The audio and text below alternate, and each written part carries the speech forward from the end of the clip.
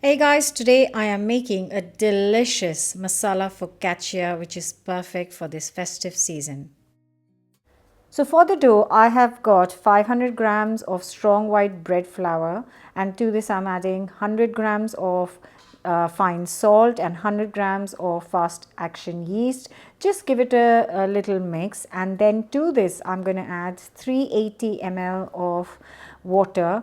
I am just using slightly lukewarm water. Usually I just use tap water, but the kitchen is really cold today.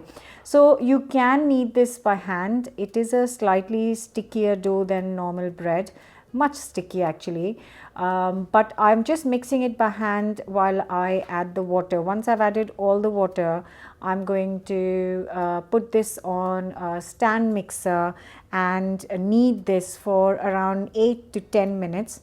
And the dough will still be very wet, but it will just become more stretchy and much smoother. Once the dough has been kneading for 10 minutes, I'm just going to transfer it to this plastic box which is rectangle shape.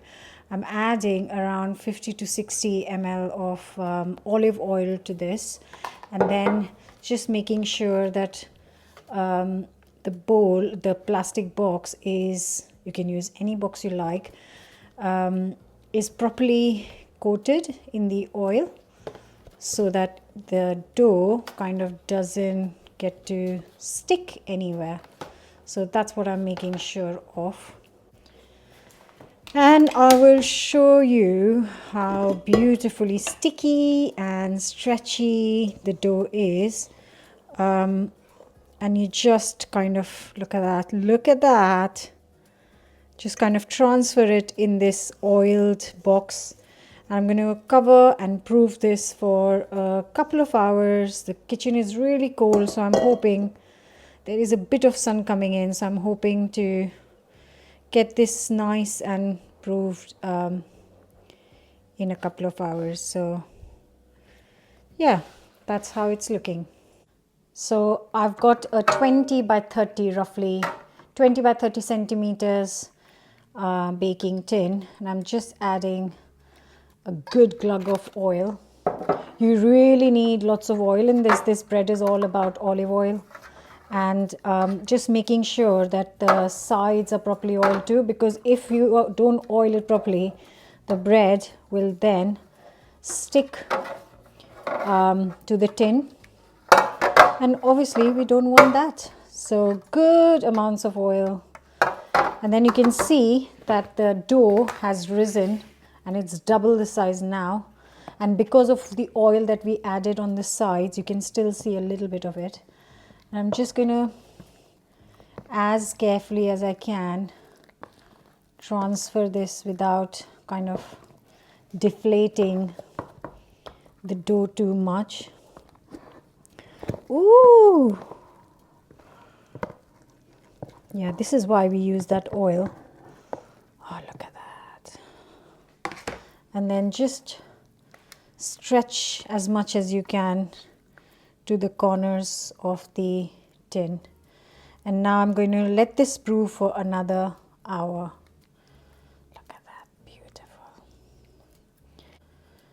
Without kind of poking too much in it, just guide the dough to the corners. Look at that, all the amazing air bubbles. I'm just going to cover it with the cloth on top and leave it aside.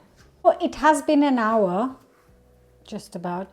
In the book, oh, just to let you know, the written recipe can be found in Chetna's Easy Baking. Now there is a lovely masala focaccia.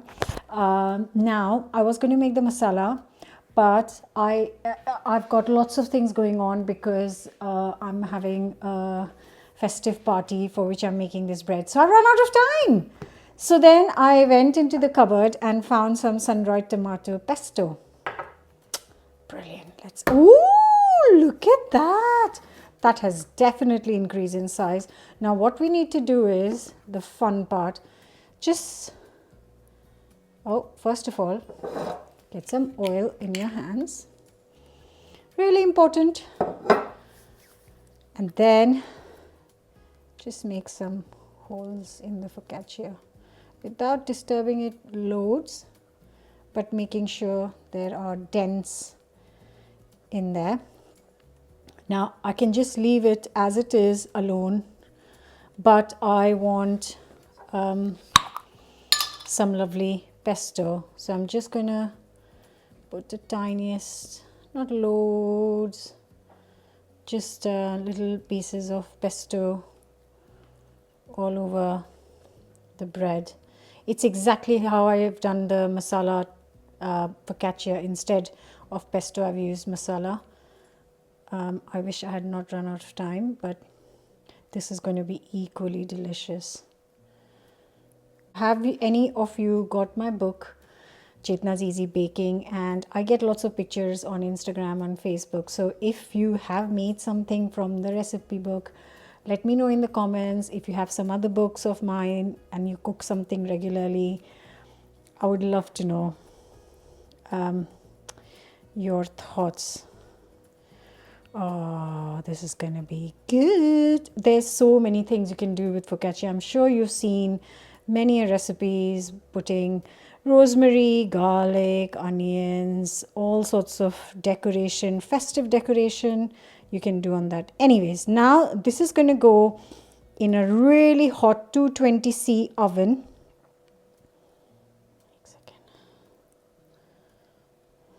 And this is going to go in a hot oven for 25 minutes until nice and beautifully golden. Hot oven. Right, the timer has gone off. Oh. Oh. Can you hear it?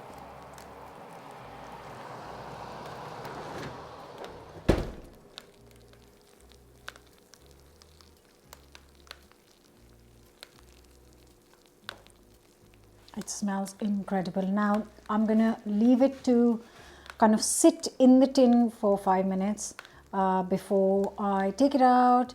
I'm gonna serve it tomorrow at the party, so I'm not gonna cut it up. And it's piping hot, so yeah, I'm gonna take it out in 10 minutes. 5 minutes, I said 5 minutes, right?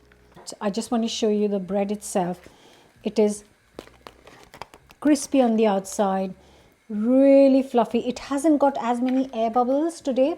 Usually it has got really big air bubbles, but it has been so cold, and normally my kitchen is warm, but today has been really cold. Never mind, it's still, look at that, it's still got lots of air in. It's still like pillowy, fluffy, olive oily, and crispy on the outside.